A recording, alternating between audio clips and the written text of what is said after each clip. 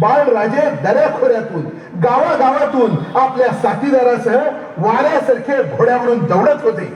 मोंगलांना नेस्तनाबूत करण्यासाठी जणू काही भगवं वादळ सुटलं होतं. बाळराजे असेच रांझा या गावावरून जात असताना अशीच एक डोकं सुन्न करणारी, काळीच गोठवणारी अमानुष घटना बाळराजांच्या कानावर पडली. आणि त्या घटनेला जबाबदार असणाऱ्या सैतानाला कठोर शासन करण्यासाठी बाळराजांनी न्यायाचा दरबार भरवला.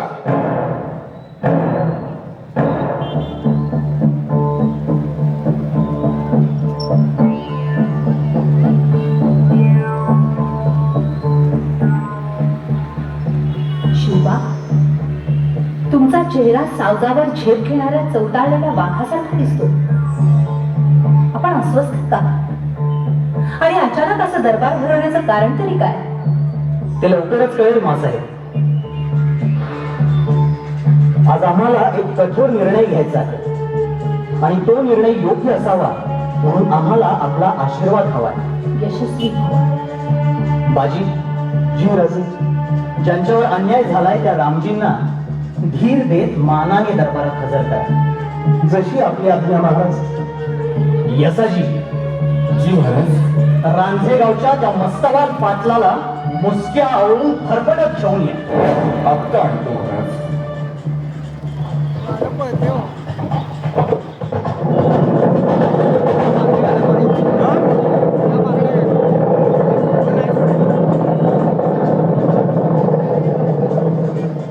बाळराजे, काहीतरी विपरीत घडलेलं दिसतंय.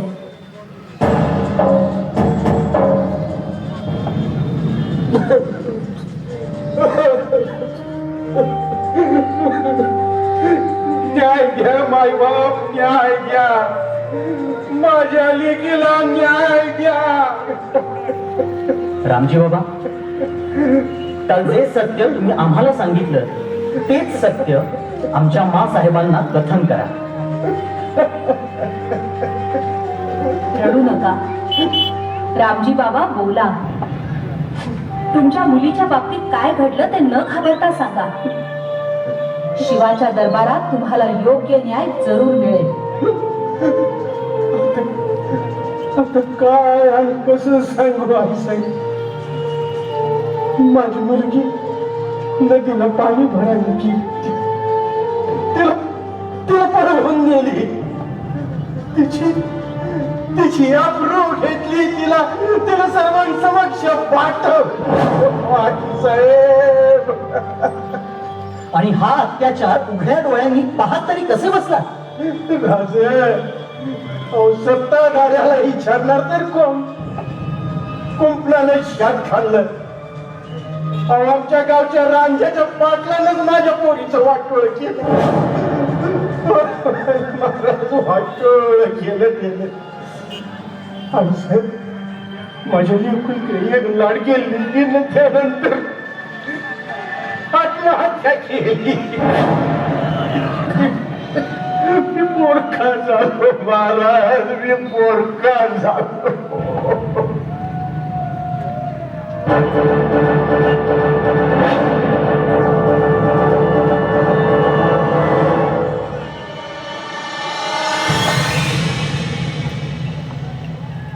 महाराज, रांझ्याच्या पाटलाला आणला. लय मस्तवाल जात आहे. येतच नव्हता. वाड्यावर उचलून आणलाय. महाराज, हाच तो हरामखोर रांझ्याचा पाटील. सोड मात्र, सोड. अरे सोडा. पाटलाय मी, पाटील. अरे गावचा पाटलाय मी, सोड. पाटील, गावची पाटीलकी मिळाली म्हणून स्वतःला गावाचा राजा समजता की काय? होय, अरे पिढ्यानपिढ्या चालत आलेली पाटीलकी आहे माझी. माझं गाव आणि गावकऱ्यासनी मी माझं गुलाम समजतोय, फटीक समजतोय. तुझ्यासारखा नुसता गावाचा राजा नाही मी. पाटील, पुढं बोलाल तर जीभ छाटली जाईल तुमची. पाटील, रांझे गावचे पालनहार तुम्ही ना? रांझे गाव आमच्या खाजगी खर्चासाठी नेमून दिलेलं गाव आहे. अहो प्रजेला पोटच्या मुलासमान जपणं हे गाव पाटलाचं कर्तव्य असतं आणि शिवाजी राजांच्या स्वराज्यात असलं महापाप तुम्ही केलं. राज कोण राज? कोणाचं राज? आम्ही नाही ओळखत असले राजाला. अरे राज फक्त आम्ही. रांजाचं पाटील म्हणजे रांजाचं राज. राज्य आमचं आहे, आमचं. आमच्या बादशाने दिलेलं. आम्ही तिथं काय बी करू. तुम्ही कोणी त्याला नामात हे सोळा म्हणजे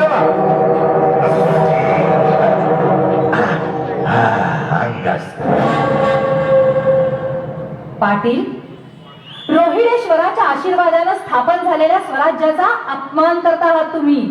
कसलं स्वराज्य हे? पोर खेळाय नुसता पोर खेळ.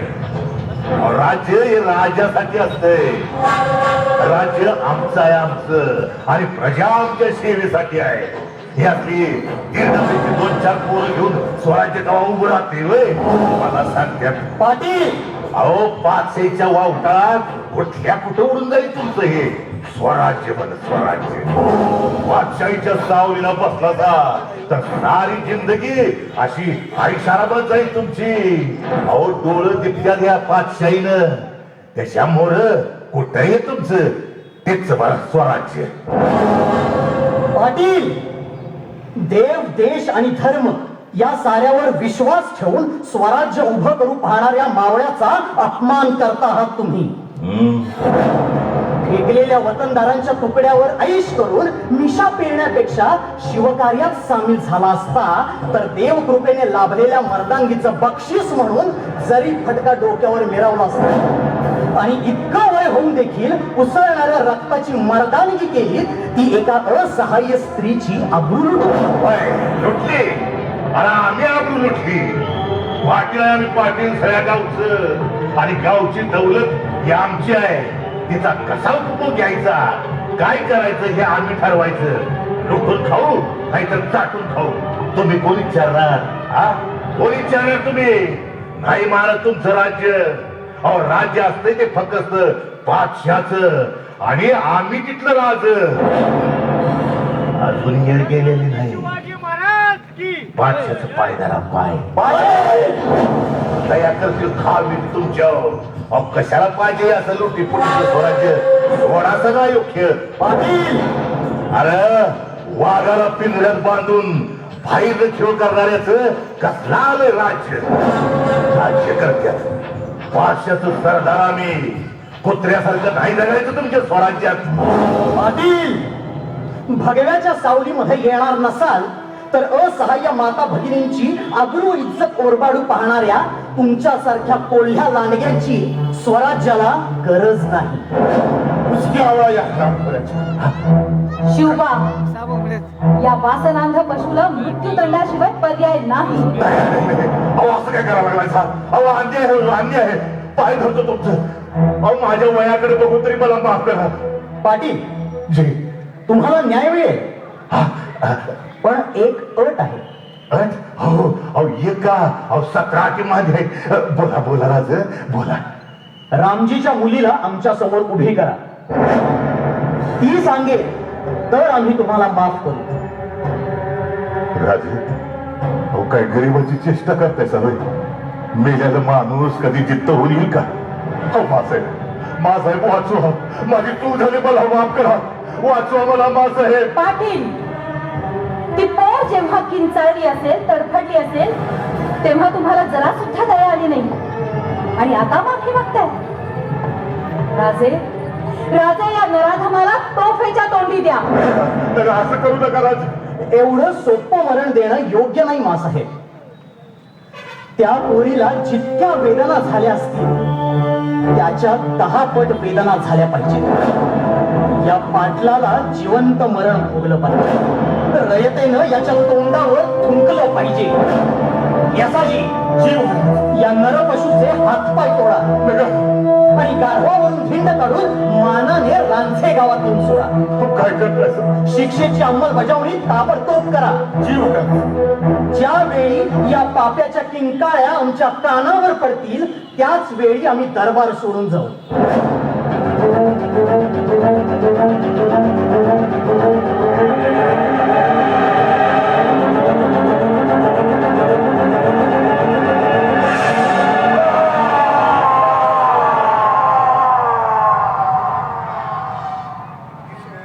जगदंब जगदंब. एवढी कठोर शिक्षा? पंत, स्वराज्याचा पाया भक्कम करायचा असेल तर प्रजेच्या रक्षणासाठी असले समाजकंटक निर्दयीपणे नष्ट केलेच पाहिजे.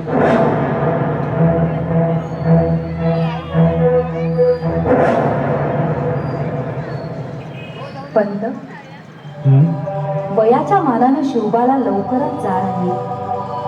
अन्यायाविरुद्ध भरताच पेटून उठला तो. मासाहेब, आज मला राजेंचा खूप अभिमान वाटला. डोळे भरून आले माझे. हा प्रसंग बघायला आज इथे थोरले महाराज हवे होते. आज शिवबा खरे राजे शोधले.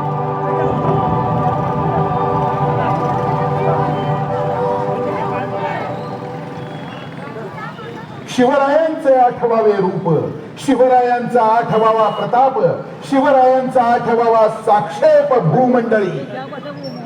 बालपणापासूनच अचूक निर्णय घेण्याची क्षमता राजांच्या रक्तात होती. मराठी साम्राज्य वाढवण्यासाठी त्यांनी रायगड आणि प्रतापगडासारखे प्रचंड किल्ले बांधायला सुरुवात केली होती. मिळेल ते धन अपुरच पडत होतं. अशातच लक्ष्मी जणू शिवरायांच्या मदतीला धावून आली. कल्याणचा सुभेदार मुल्ला अहमदनं विजापूरसाठी गोळा केलेला प्रचंड खजिना कल्याणहून विजापूरकडे पाठवला असल्याची खबर महाराजांना मिळाली. हा खजिना लुटण्याची कामगिरी राजेंनी आबाजी महादेव यांच्या नेतृत्वाखाली दादाजी आणि सखो कृष्णा लोहकरे या वीर बंधूंना मावळ्यांसह पाठवले आणि राजे स्वतः कल्याण शहर सैर करण्यासाठी घोडदळ आणि मावळ्यांबरोबर रवाना झाले. सुभेदाराचा मुलगा मुल्ला याईया हा आपल्या सशस्त्र सैन्यासह आपल्या सुंदर पत्नीसह खजिन्याबरोबर घाटातून खिंडीतून जात होता.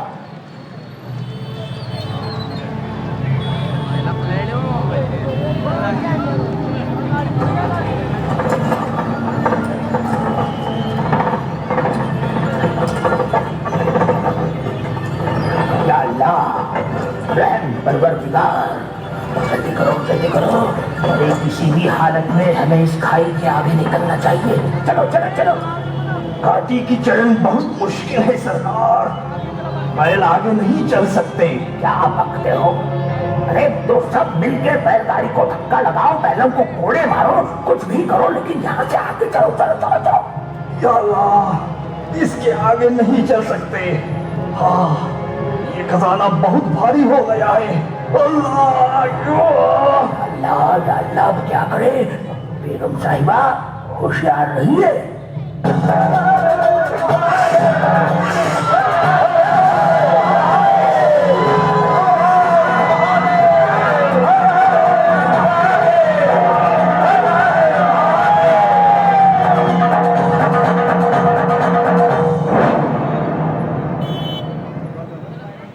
शाबास लोहकरे बंधू.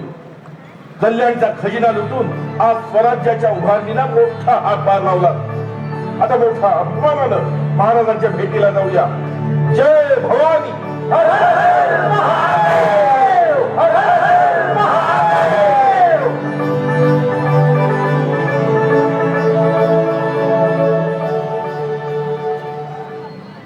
सह्याद्रीच्या पाषाणातून बोल उमटले खरे मराठी पाऊल पडते पुढे.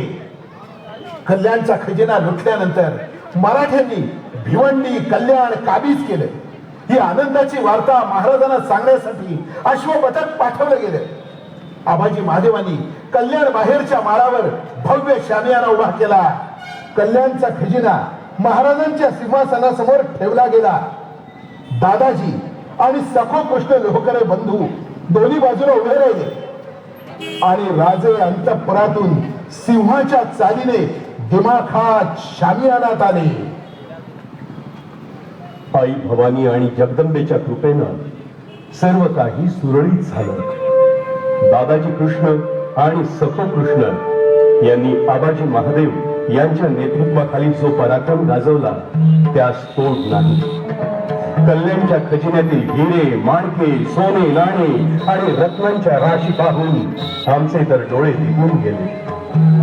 आबाजी महादेव. जी महाराज. कल्याणचा हा खजिना काबीज करताना जे मावळे कामास आले आणि जे जखमी झाले त्यांना यातील भरपूर द्रव्य बहाल करावे आणि आजपासून कल्याण भिवंडीचा कारभार लोहकरे बंधूंसह आपण स्वतः सांभाळावा. जी महाराज. शिपाई, कल्याणच्या मोहिमेत कैद केलेल्या सुभेदार मुल्ला अहमद आणि त्याचा मुलगा मुल्ला याह्या यांना दरबारात हजर करा.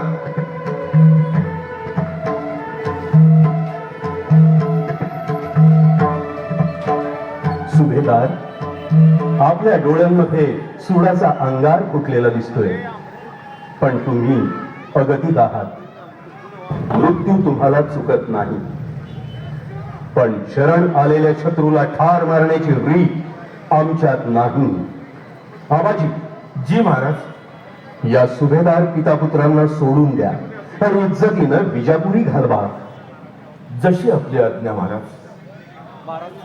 पण राजे, बोला आबाजी. आणखीन एक कैदी आपल्या समोर पेश करतो. आज्ञा असावी महाराज. कोण आहे तो कैदी? सुभेदाराची सून. कल्याणच्या खजिन्यासोबत ती विजापूरला आपल्या नवऱ्यासह निघाली होती. जगदंब जगदंब. आबाजी, हे आपण योग्य केले नाही. काय करणार महाराज? मोकळी सोडली असती तर कुणीही कोमल कन्येचा घास घेतला असता. म्हणजे निश्चितच तिच्यात काहीतरी वैशिष्ट्य असलं पाहिजे. होय महाराज. या पृथ्वी तलावरती तिच्यासारखं सौंदर्य शोधूनही सापडणार नाही. तिच्या गालावरची लाली पाहून गुलाबाची फुलं सुद्धा लाजतील. तिच्या डोळ्यातील तेज पाहून चंद्र सूर्य सुद्धा फिके पडतील. तिचा आरसपाणी रूप बघून रंभा अप्सरा सुद्धा थक्क होती. वा आबाजी, जी महाराज. या उतार वयात तुम्ही तिच्यावर कविता करू लागलात म्हटल्यावर नक्कीच तिच्यात काहीतरी खूबी असणार. त्या सुभेदाराच्या सुनेला आमच्या समोर हजर करा. जी महाराज. सुभेदारांच्या सुनेला दरबारात घेऊन यावं.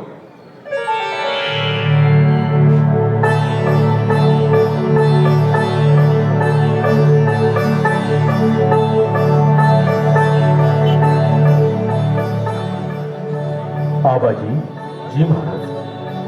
ही मुलगी खरोखरच सौंदर्याची खाण आहे. परमेश्वरानं हिच्यावर मुक्त हस्ते लावण्याची उधळण केली आहे.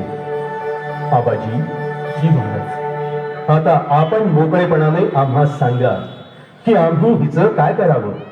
महाराज, आजपर्यंत ज्या हिंदू स्त्रिया मोगलांच्या हाती सापडल्या त्या स्त्रियांना मोगल बादशाहांच्या जनारखान्यात डांबून ठेवलं जातं. शत्रूचा तो रिवाजच आहे. मग आपण ही बस आबाजी, बस. असं केलं तर वासनांध मोगलांच्या आणि आमच्यामध्ये काय फरक राहिला. आपला भगवा ध्वज पवित्रतेचं प्रतीक आहे. आमचा धर्म स्त्रीला आदिशक्ती देवता मानतो. परस्त्रीच्या अगतिकतेचा फायदा घेऊन तिच्यावर अन्याय करणं आमच्या रक्तात नाही. मग या मुलीचं काय करावं महाराज? भिऊ नकोस मुली. मोंगलांच्या सासरहून तू मराठ्यांच्या माहेरी आली आहेस असं समज. इथे तुझ्या पतीला, सासऱ्याला आणि तुझ्या केसालाही धक्का लागणार नाही. आबाजी, जी महाराज. आमच्या मासाहेबांची आठवण करून देणाऱ्या या सुभेदाराच्या सुनेला साडीसोळीचा, दागदागिन्यांचा आहेर करून या सर्वांना मानानं विजापुरी पाठवा.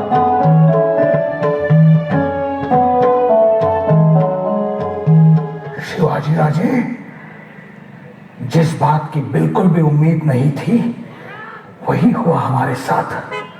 आपकी जिंदा दिली देखकर हमारी आंखें भर आई राजे. शिवाजी राजे, आप जैसी नेक सोच अगर हमारे बादशाह सलामत रखते तो ये हिंदू और मुस्लिमों के बीच का नफरत का सिलसिला कब का खत्म हो चुका होता. राजे, शिवाजी राजा असलियत में क्या चीज है ये आज हम जान पाए. आप धन्य हो राजे, आप धन्य हो.